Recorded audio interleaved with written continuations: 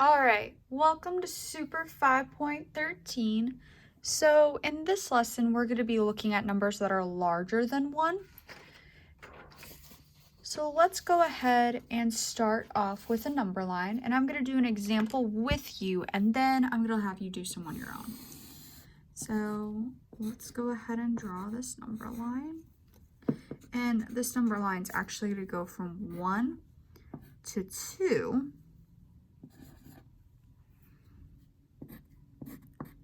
And have 1.5 in the middle. We are going to plot the following fractions. 4/3, 11/6, and 17/12. So you might be looking at these numbers and being like, I have no idea how much each of those actually are when it comes to wholes. Well, here's how we're going to figure it out. So I'm going to take 4/3, and I'm going to split this up into wholes. So 4/3 is going to be 3/3, 1/3. Well, that equals 1 whole and 1/3. So where am I going to put this now on my number line? So I have 1 and 1/3. So the next question I need to ask myself, is that closer to 1.5 or closer to 1? Well, I know that 1 1/3 is less than 1.5, and it's definitely going to be bigger than 1 1/4, which is halfway through. So I'm going to put it about right here. So I've got 4/3. Right. Okay, let's go ahead and look at the next one. I have 11/6. And I'm going to go ahead and split this into a whole. So I have 6/6 and 5/6. Well, that equals 1 whole and 5/6. Now I'm trying to figure out where 1 and 5/6 belongs. I know it's closer to 2 than 1.5 because I know 1 3/6 would be 1.5, would be equivalent. And I know that 1 6/6 would be equivalent to the whole number 2.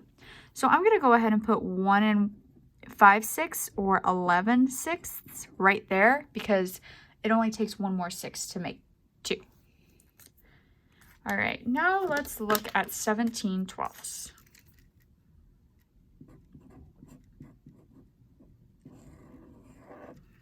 Okay, that's going to be 12/12. Excuse me, and 5/12. All right, so I have 1 and 5/12. All right, so I know that 6/12 would be half. So 1 and 5/12 is definitely be less than 1.5. Okay, but is it less than 1 1/3? That's the big question. So watch this. Here's how I'm going to figure this out. So 1 and 1/3. I'm going to go ahead and I'm going to make 1/3 equivalent to 12ths. Here's how I'm going to do it. 1/3, and know that if I multiply by 4 on the top and the bottom, I'm going to get 12ths. That's 4/12. So I know that 1 and 1/3 is equal to 1 and 4/12. 1 and 4/12 is smaller than 1 and 5/12. So I know that 1 and 5/12, which is equivalent to 17/12, is going to be a little bit bigger than 4/3. All right, so let's go ahead now and take a look at this comparison. So I have 1 and 5/6 compared to 1 and 5/12. Well, which one's going to be bigger?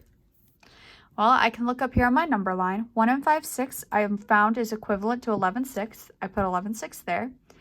And I have 1 and 5/12, which I found is equivalent to 17/12, and that's over here.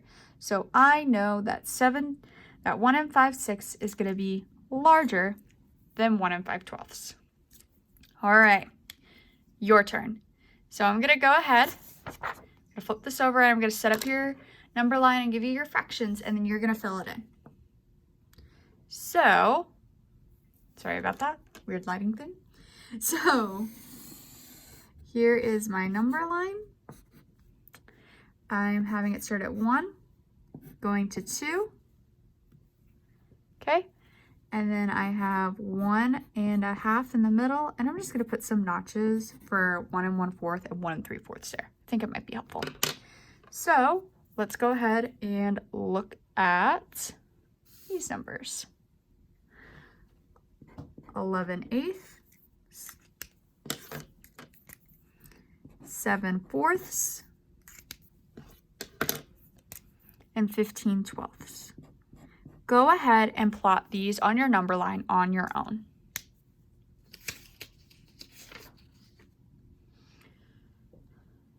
All right, so let's go ahead and look at 11/8 first. I'm gonna start off by making a hole. So here's my number bond. Start off by making a hole, 8/8 and 3/8. So that gives me 1 3/8. So where'd you put it?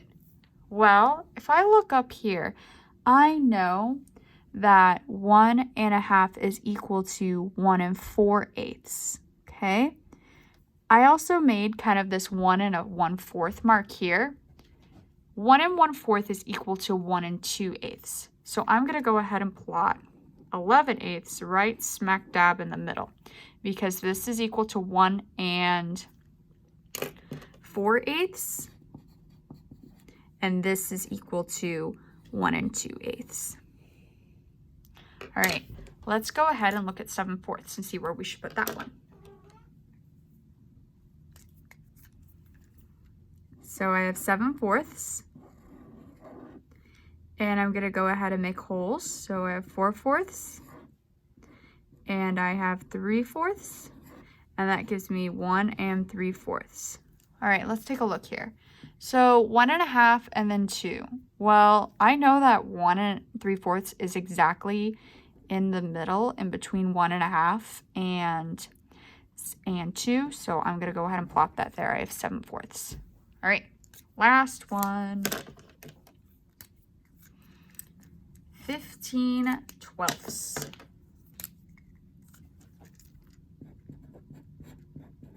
Let's go ahead and turn this into 12/12 and 3/12, and now I have 1 3/12. Okay, well, I know that 1 6/12 is equal to 1.5, but I've got this 11/8 hanging out over here. I'm not quite sure where I should put this, to be honest. So I'm gonna see if I can reduce this fraction a little bit and put it in a equivalent form to see if I can make this work. So let's see, I've got 1 3/12, all right. So let's go ahead and divide by 3 on each and see what I get. I get 1 1/4. Does that help? Yeah, it does actually, because I have 1 1/4, and I know that's equivalent to 1 2/8. So I'm going to go ahead and put 15/12 right here. All right. All right, here are the next problems that we're going to do. And these ones we're going to do without a number line. If you need to draw a number line, of course, go ahead and do so. But I want you to start picturing this number line in your brain. I'm going to go ahead and get a new piece of paper, actually.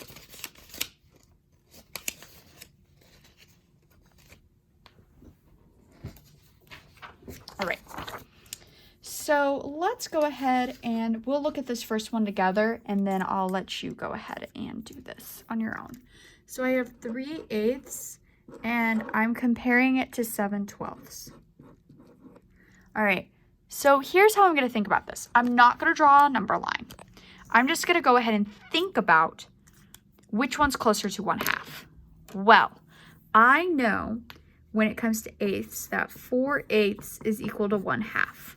I know that, and I can even prove it. 1/2 times 2 times 2 gives me, times 4 times 4 gives me 4/8. Okay, 7/12. I know that 6/12 is equal to 1/2.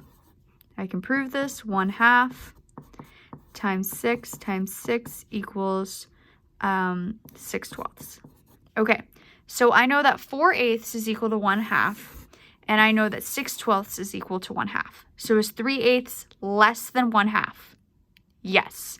Is 7/12 less than 1/2? No, it's actually greater. So since this is less than 1/2 and this is greater than 1/2, this one's larger. All right, so let's go ahead and I want you to try. Let's go ahead and have you try 5/12 and 1/3. Go ahead and try that.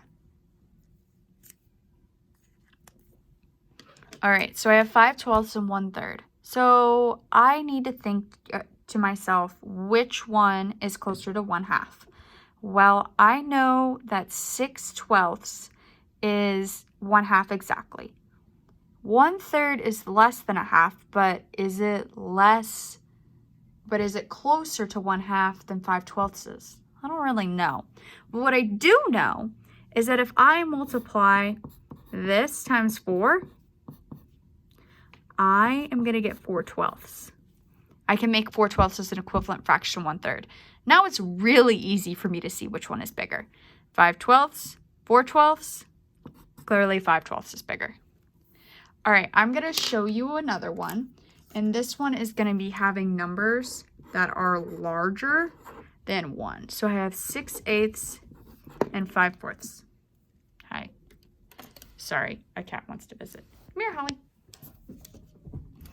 Okay, so I have 6/8 and 5/4. So let's go ahead and put these into holes. So I have 6/8. Oh, you know what? This one actually doesn't need to be broken up into a hole because it's less than 1. Now I have 5/4. Well, this one can be broken into a hole. 4/4 and 1/4. Well, clearly this one's going to be bigger because it can be broken into a hole and some more. All right, this last one is for you. 7/5 and 16/10. Go ahead and try that one on your own. All right, this time I can break both of these into holes. So I have 5/5 and 2/5, which gives me 1 and 2/5. And then here I have 10/10 and 6/10, which gives me 1 and 6/10. All right, well, now I'm not quite sure because I know that 5/10 is more than 1/2, but 2/5 and 3/5, so it's kind of like in between. So I'm going to just go ahead and I'm going to change this to a 1/10. And here's how I'm going to do that. 1 and 2/5. Well, I know that if I multiply this by 2, I can change this. And then I have 4/10. So that's 1 and 4/10. 1 and 4/10 is smaller than 1 and 6/10. So that means 16/10 is larger than 7/5.